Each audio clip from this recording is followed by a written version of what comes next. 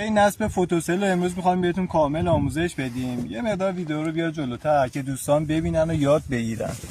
ببین این قسمت یه دونه اینپوت داره، یه دونه اوتپوت داره. ببین نولش جفتش مشترکه، اصلا نیازی به جدا کردن نیست.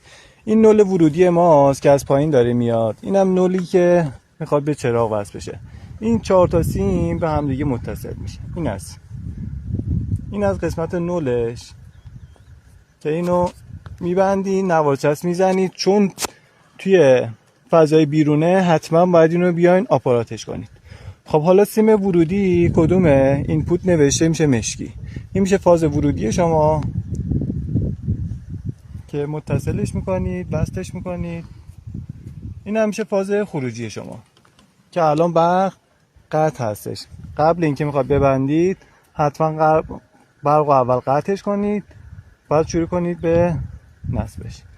این هم